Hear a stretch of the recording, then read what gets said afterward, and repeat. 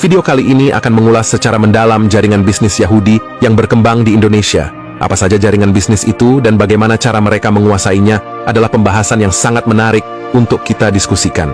Fakta dan data akan kami sajikan secara detail di video ini. Yuk kita mulai videonya. Assalamualaikum warahmatullahi wabarakatuh. Sobat channel Kabar Langit, membicarakan sepak terjang kaum Yahudi di dunia ini, kita seakan disuguhkan pada sebuah film epik yang menggambarkan bagaimana kecerdasan luar biasa dipadu kejahatan luar biasa yang menyatu dalam diri manusia. Kaum Yahudi adalah sebuah kaum yang memang diberi kelebihan tersendiri oleh Allah dari kaum lain. Lihat saja, berbagai Nobel yang dianugerahkan di dunia ini didominasi oleh orang keturunan Yahudi. Berimbang dengan hal itu, berbagai kejahatan dan bencana kemanusiaan terberat ternyata juga dilakukan oleh kaum Yahudi dari dulu hingga saat ini. Anda bisa lihat dalam surah Al-Baqarah ayat 122, dalam ayat tersebut Allah mengatakan bahwa kaum Bani Israel, atau kita sebut juga kaum Yahudi, memang sengaja diberi kelebihan oleh Allah. Disebutkan juga di surah Al-Baqarah ayat 40 dan 47 yang intinya Allah memang sengaja melebihkan anugerah untuk kaum Yahudi ini dari kaum yang lain. Karena berbagai anugerah kelebihan inilah akhirnya kaum Yahudi kebanyakan adalah sosok yang jago dalam segala hal. Tak dapat dipungkiri saat ini kaum mereka menguasai hampir semua bidang kehidupan mulai teknologi sampai makanan, termasuk di negara kita. Saya jamin Anda akan terkejut jika mengikuti video ini sampai selesai.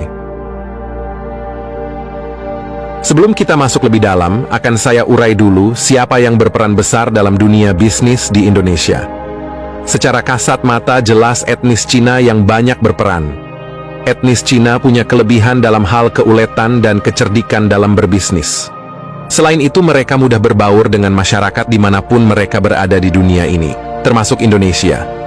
Lalu bagaimana dengan kaum Yahudi? Berbeda dengan etnis Cina, kaum Yahudi justru mempunyai kepandaian yang kuat dalam membangun sistem jaringan.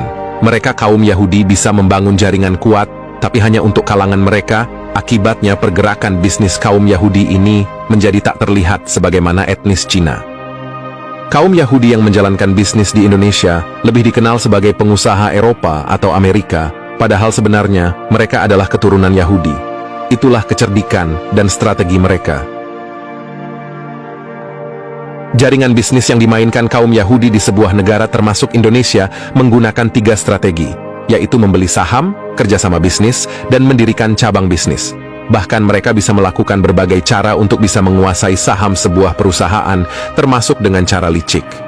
Untuk mengetahui bagaimana cara licik mereka menguasai saham perusahaan di Indonesia dengan harga super murah, ada baiknya kita menengok sejarah kelam krisis ekonomi 98 dan siapa yang berperan di balik krisis tersebut. Saya mengajak Anda kembali ke peristiwa krisis ekonomi 98. Karena saat itulah pengusaha kaum Yahudi bisa memperoleh keuntungan sangat besar dan bisa mencaplok kepemilikan banyak perusahaan di Indonesia dengan mudah dan murah. Bicara tentang krisis ekonomi Indonesia 98, tidak lepas dari sosok penyebab krisis tersebut, yaitu George Soros. George Soros adalah seorang miliarder keturunan Yahudi yang berkebangsaan Amerika Serikat. Perusahaan investasi global Quantum Group of Funds adalah perusahaan miliknya yang telah beroperasi sejak tahun 70-an. Krisis ekonomi yang menghantam negara Asia termasuk Indonesia saat itu adalah akibat ulah perusahaan ini. Bisa dibilang saat tragedi tersebut terjadi, di mana negara-negara Asia mengalami kebangkrutan, George Soros justru meraup keuntungan. George Soros bersama jaringan pengusaha Yahudi lainnya yang didukung modal tak terbatas berhasil membuat ratusan perusahaan Asia dalam berbagai bidang bangkrut dan akhirnya menjual saham mereka